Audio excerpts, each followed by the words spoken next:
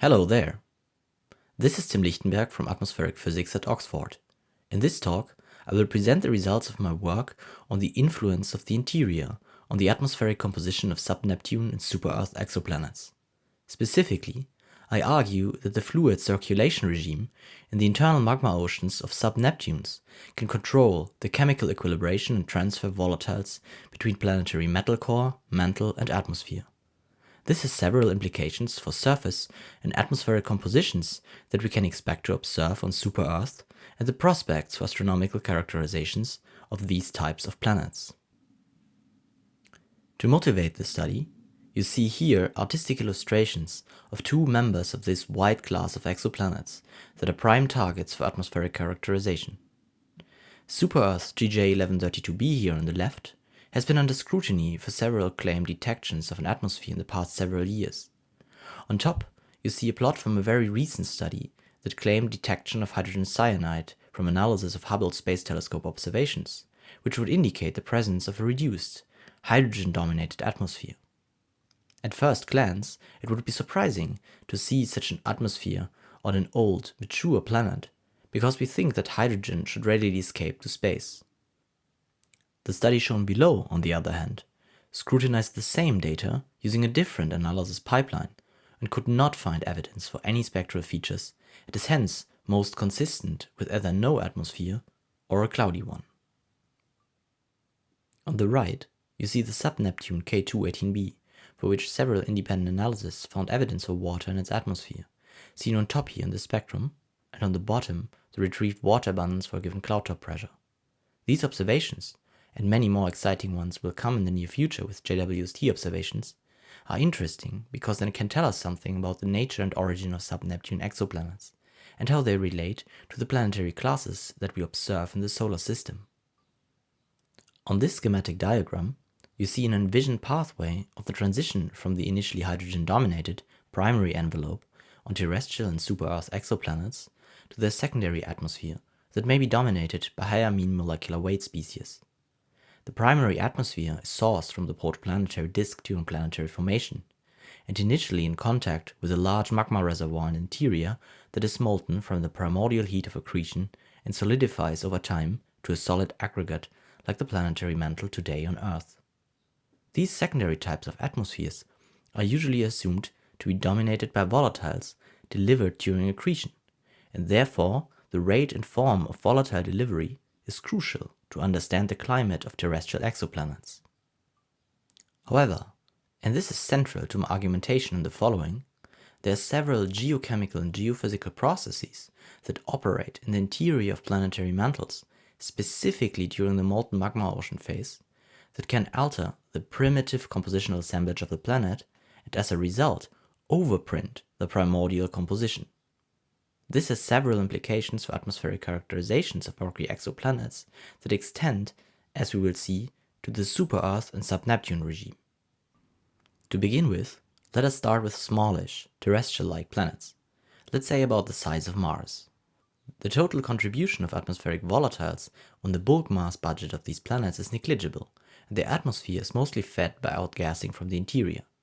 Because the atmosphere is outgassed, the speciation of the gases that come out of the interior influences the climate of these planets. If the planet would agree to a certain composition that determines the mantle assemblage, then this assemblage and the amount of volatiles stored in the interior determine the compounds that are outgassed to form the atmosphere. This would directly connect the formation path and the amount of materials that are delivered to the planet during formation to the climate state of the planet. However, as I said, there are several mechanisms, and here I specifically talk about redox reactions that operate in the interior, that can overprint this primordial mantle composition. One of these mechanisms that is thought to have largely controlled the composition of the Earth's mantle and long-term climate is the disproportionation of ferrous to ferric iron in the deep mantle. This mechanism only works for planets of a given size, for instance terrestrial planets like Earth and Venus, because the redox reaction is pressure dependent. In general, disproportionation reactions are redox reactions in which one compound with intermediate oxidation state converts into two compounds, one with a higher and one with a lower oxidation state. In this case here, the key reaction involves iron. Ferrous iron converts to ferric iron with a higher oxidation state, plus iron metal with a lower oxidation state. For example, in a silicate melt, this reaction can proceed like shown here. FeO, called wustite, reacts with aluminum oxide to form perovskite plus iron metal. Why would that change the composition of the planet and affect the atmosphere, you may ask? Let's have a look at the right side here, at this sketch. The green symbols here represent compounds that include Fe2+, for instance in the form of FeO. Under high pressure, these disproportionate and form a compound with ferric iron plus iron metal. Iron metal now, however, is denser than the ambient mantle. In the magma ocean phase, the viscosity of the mantle is extremely low, similar to water, and hence the dense iron metal should be able to easily sink to the bottom of the mantle and be locked up in the metal core of the planet. On a global scale, this reaction then grows the metal core and leads to net oxidation of the mantle because the mantle has lost some of its reducing power, the iron, to the core. Over time, mixing by convection in the mantle will redistribute the material and homogenize the upper and lower mantle. This is especially effective during the magma ocean phase, when convection is rapid. I will come back to this later. As I said, the atmosphere on terrestrial planets is established foremost by outgassing from the interior, and therefore, once iron disproportionation has oxidized the mantle, the composition of the atmosphere is a different one from that of a planet where no net oxidation has taken place. Importantly, in this picture, the core, mantle, and atmosphere of the planet form an interconnected system that equilibrate chemically with each other. Reducing power is transferred from the mantle to the core. This changes the overall composition of the mantle and hence the compounds that are outgassed to the atmosphere. Convection in the mantle is important to redistribute melts and minerals in the interior and establish mixing between deep and shallow mantle. Without mixing, only the lower mantle and core would be altered by disproportionation and no interconnection between core and atmosphere would be established. Under similar planetary conditions then, this leads to a straightforward picture. Because the iron disproportionation reaction is sensitive to pressure, this predicts that the atmospheres of smaller planets should inherit the material composition derived during accretion. If, for instance, the planet accretes under reduced conditions, say in the inner disk, then the atmosphere in equilibrium with the interior can be dominated by reduced species, such as H2, CO, or CH4 and their photochemical derivatives. Larger planets, on the other hand, would feature more oxidized atmospheres, because their interiors are altered by iron disproportionation. These atmospheres then feature heavier gases, such as H2O, CO2, or SO2 and their derivatives. Now let's get back to the original motivation, the composition of sub-Neptunes and super-Earth exoplanets. On the left we see the sub-Neptune radius valley as discovered by the California Kepler survey in 2017. The current physical interpretation of the statistical trend is that the larger subpopulation is shaped by atmospheric loss of the primary nebula-derived hydrogen envelope and shrinks by this process. In this scenario, the smaller subpopulation is originally born as a hydrogen-rich sub-Neptune and then transitions to a mostly rocky, bare core population. Given the physics of the problem, this gives some insights on the possible total bulk volatile fraction. Several studies have now suggested that most of the smaller sized cluster is spawned with a volatile depleted interior, but the larger sized subpopulation may be a combination of rocky, hydrogen-rich planets and a fraction of ice-rich planets. If sub-Neptunes now indeed consist of a rocky core plus a hydrogen envelope, this means that the surface pressure on these worlds is extremely high. Under these conditions, the rock and the interior would be molten, and parts, perhaps the majority in fact, of the hydrogen would dissolve in the silicate melt, as shown here to the right. This plots H2 in the envelope of sub-Neptunes as a function of bulk H2 mass fraction, comparing no dissolution to the magma ocean, linear partitioning according to Henry's law, and including the non-ideal behavior of H2 due to its weakening compressibility in the GPA pressure regime. This suggests that for sub-Neptunes, the majority of the H2 is in fact bound in the interior of the planet and dissolved in the magma. For an 8 Earth mass planet, it would be about 90% in the magma if the planet would consist of 20% H2 in total. For the purpose of the mechanism that I am outlining here, this is important because it shifts the balance of the volatile budget. While on terrestrial worlds, the planet is interior dominated by mass, and thus the atmosphere follows the interior composition, on sub-Neptunes this dominance is reversed. The interior is in a sense buffered by the large mass contribution of the atmosphere, which has some reverse effects on the interior, and as a result, on the atmospheric composition, we may expect to see an atmosphere-stripped super-Earth below the radius valley. Naively, one would expect the interior to be reduced, meaning that the large partial pressure of H2 would result in a very reduced interior, perhaps related to the small planets that I introduced in the beginning, that can escape the overprint from iron disproportionation. However, a recent study suggested that this is not necessarily the case. The schematic shows a path of the sub-Neptune to super-Earth transition from the primary to secondary atmosphere. The primary atmosphere in this scenario is H2 dominated, but the secondary atmosphere becomes progressively H2O dominated and culminates in high mean molecular weight. How can this be? Similar to the iron disproportionation mechanism, the key reaction here is this one, where FeO reacts with H2 to water plus iron metal. Picture it like this. In sub-Neptunes, the atmosphere is H2 dominated, and the interior may have some FeO inherited from formation in its bulk metal composition. As explained on the previous slide, some of the H2 will be dissolved in the interior, where it can react with wustite to form water plus iron metal. Like in the disproportionation mechanism, the resulting iron metal is assumed to gravitationally segregate and merge with the metal core of the planet. The end result of this is net water production and again oxidation of the mantle. During the sub-Neptune to super-Earth conversion, the H2 escapes from the planet and progressively becomes substituted with water in the atmosphere, which at lower pressures is much more soluble than hydrogen and remains shielded from escape until most of the mantle can solidify. Similar to iron disproportionation, this mechanism results in an oxidized mantle and, at least transiently, in a heavy molecular weight atmosphere featuring oxidized species. Let's quickly recap. Both mechanisms, iron disproportionation and endogenous water production, are redox reactions that operate in the interior of the planet and alter the mantle oxidation state, which then affects the compounds that can be outgassed from the interior in a second step. Importantly, however, both mechanisms establish equilibration between core, mantle and atmosphere of terrestrial and super-Earth type planets by mixing between atmosphere and mantle metal core. Mixing between atmosphere and mantle is crucial for endogenous water production. Without hydrogen in the interior, the water production reaction could not take place. If there would be no efficient mixing of internal layers, the uppermost mantle would become saturated, and no more hydrogen could be dissolved in the interior.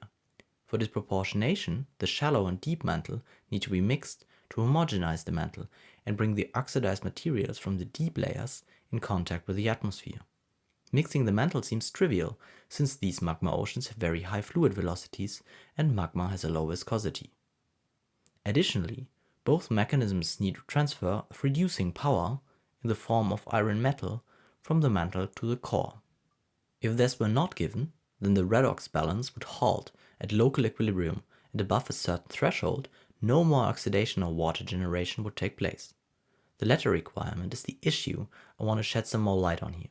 The internal convection regime in sub-Neptunes may prevent or at least protract net oxidation of the planetary mantle because the transfer of iron to the core can be limited by the internal magma flow.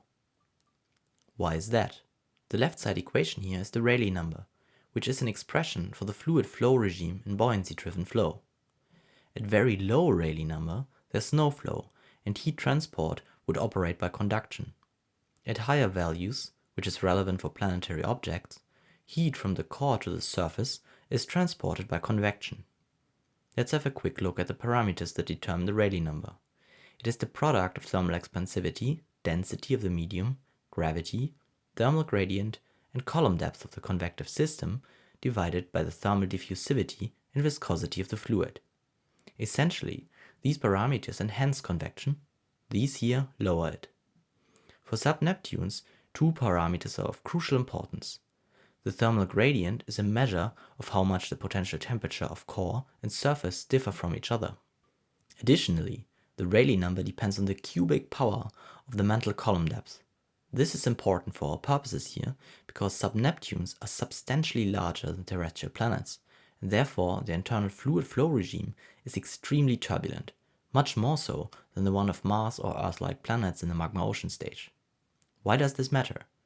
This is because highly convective systems can entrain particles of a different substance. To illustrate this, let us have a look at this computational simulation of particle settling in turbulent convection that was performed with the terrestrial magma ocean in mind. What you see is the molten planetary mantle, core at the bottom, atmosphere at the top, and there's a temperature difference between bottom and top that drives convection. The gray and black particles in this case are silicate crystals, and the background color indicates temperature. What you see is that in certain flow regimes, the particles can be trapped and suspended in the flow. Instead of raining out and merging with the core, they follow the magma flow and are kept in the overturning convection cells. This is at the heart of the matter I'd like to convey here. Both iron disproportionation and water generation by redox reactions rely on iron droplets to merge with the core, but sub-Neptunes likely feature much stronger convection because of their deeper magma oceans. This means that iron droplets that are generated by redox reactions feel competition between gravity and kinetic energy that is carried with the flow and that acts to suspend the droplets in the fluid and hence in the mantle. From convection cell experiments, previous work on the terrestrial magma ocean has established scaling numbers that can give us a first-order idea of how such particles would behave. The upper blue formula here gives a scaling for the expected droplet diameter in a magma ocean. What sets the iron droplet sizes is the competition between droplet growth by merging with other droplets versus shear stresses in the magma flow. When droplets grow and become too big, the shear stress in the ambient magma flow can destroy and disperse them into smaller droplets. This competition sets a characteristic size that depends on the fluid velocities in the magma ocean and hence is ultimately driven by the circulation regime. At the same time, there's a characteristic maximum size of particles that can potentially escape rainout onto the core. The affinity for rainout is essentially a competition between gravity and the stresses in the magma. Larger droplets are heavier and rain out faster, but higher fluid velocities carry more momentum and can therefore better entrain and carry iron droplets in the magma flow. These scaling quantities enable us to gain a leading order understanding of the planetary conditions for which the reducing power generated in redox reactions, the iron droplets, can rain out onto the core. This is shown in this figure, which plots the iron droplet diameter as a function of magma ocean depth, the crucial parameter that sets sub-Neptunes apart from terrestrial planets. In blue, you see the expected sizes. In red, you see the maximum sizes of particles that can be entrained in the flow. The different line styles stand for different planetary heat flows. Here, I assume that the heat flow of the planet is controlled by the opacity of the primordial atmosphere and fixed at a steady state. For heat flow of 10 to the 6 watts per square meter, the two lines cross here, for 10 to the 5 here, and for 10 to the 4 here. Left of each of the crossing points, let's consider 10 to the 5 for example, gravity wins, rainout is possible, and iron droplets merge with the iron core. Redox reactions can alter and overprint the primitive mantle. Right of each crossing point, on the other hand, the kinetic energy carried with the flow wins, and iron droplet rainout is quenched. This means that the chemical equilibration between mantle and core can be shut off, and the mantle is kept reduced. As is shown on the plot for the various heat flows, rainout is quenched in the regime of super-Earth. Now let us consider another scenario, the one of a crystallizing magma ocean. This is important because the viscosity of rock increases by about 20 orders of magnitude when liquid magma crystallizes to a solid aggregate. The transition between the two phases, where this viscosity jump occurs, is called the rheological transition.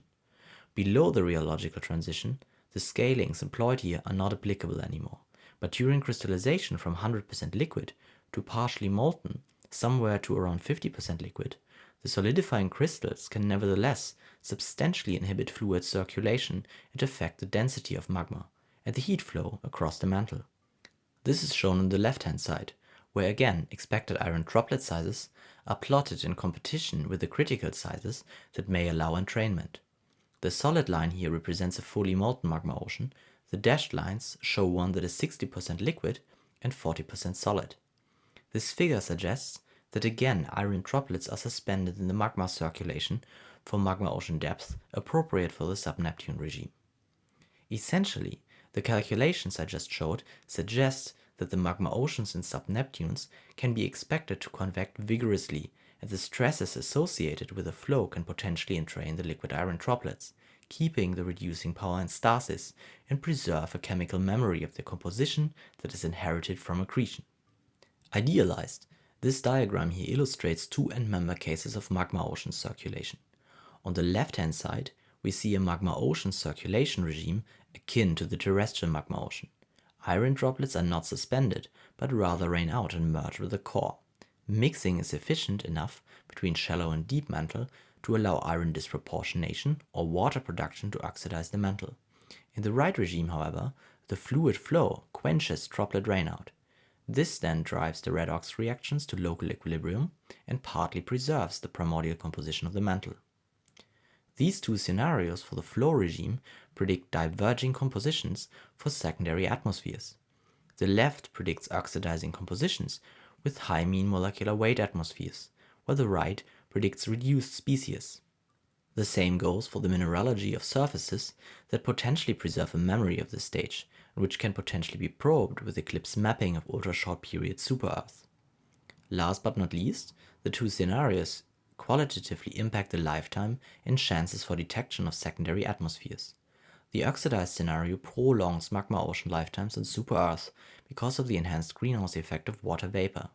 Reduced atmospheres that could be generated from outgassing from a reduced interior, however, would have better chances for detection because of their larger scale heights.